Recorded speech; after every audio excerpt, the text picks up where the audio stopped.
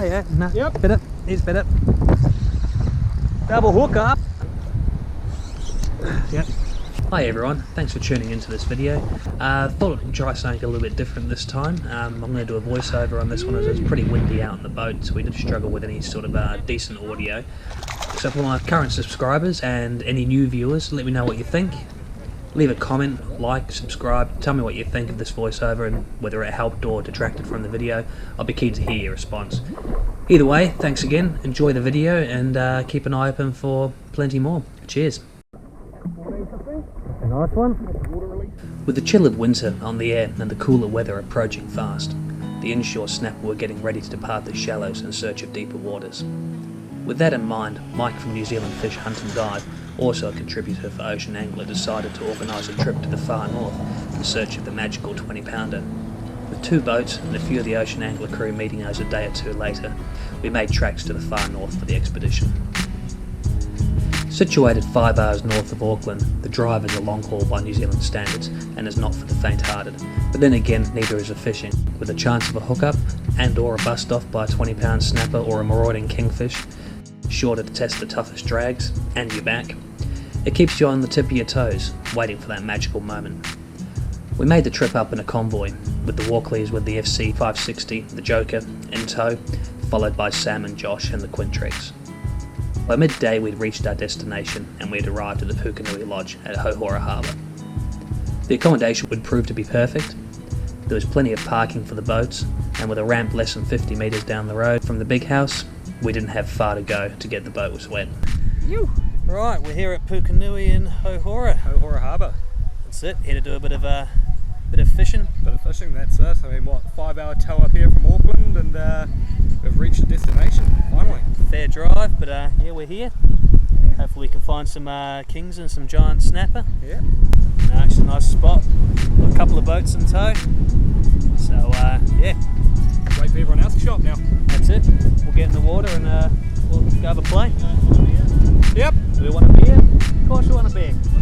With the wind up and predicted to stay that way for the first 2 days, and the afternoon drawing into evening, we decided to make the first exploratory trip out through the harbour and into the blue. Alright, so here we are, snuck around a little bit of headland to get out of the wind. We've already had 1 snapper on board. Let's see if we can't get a couple of more. Clear as, eh? Look at that. Some real territory down there. Working all the coral bombings.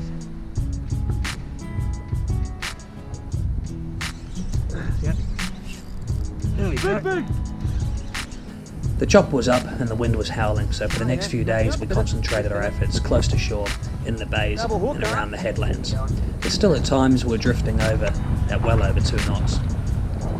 Oh man, that wind's gnarly, bro. These are some nice wash rocks right here.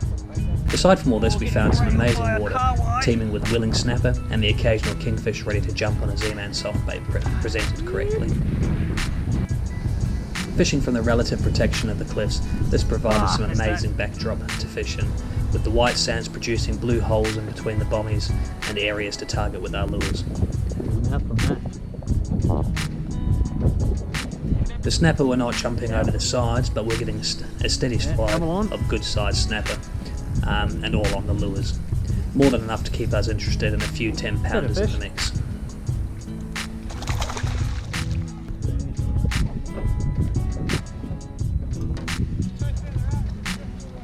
There's a diver just around the next point. There's a diver just around the next point.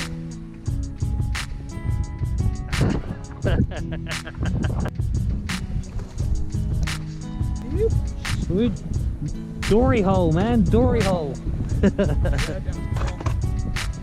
We were fishing out of a FC 560, or Fish City 560, which is a totally capable boat for this style of fishing, and even well offshore. We're very thankful when we're punching through the chop for being on possibly one of the driest centre consoles on the market.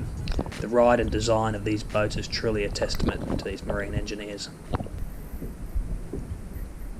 While doing this style of fishing with softbaits, you need to have the correct tackle.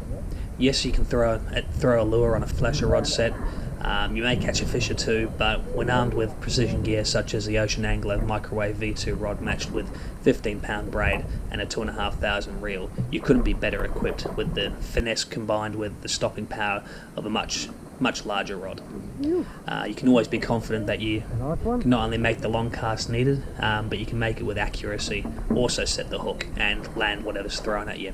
This particular outfit landed a 20 kg kingfish in the shallows on a previous video, so they're an absolute weapon and a pleasure to wield.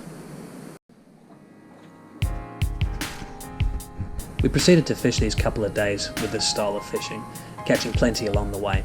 On day 2 we made the long haul ride out to North Cape and managed to get a few nice snapper in the shallows, but it wasn't firing as we had hoped. The big 20-pounder had still eluded us, with day 3 looming around the corner and much better forecast on the horizon. We were all optimistic and had high hopes. But for that epic session you'll have to wait for a second instalment. If you made it all the way to the end of this video, I thank you for watching. I hope you enjoyed the video. Please stop back or click the notification button so you can see the next video, where the kings are definitely going off and the snapper are only getting bigger.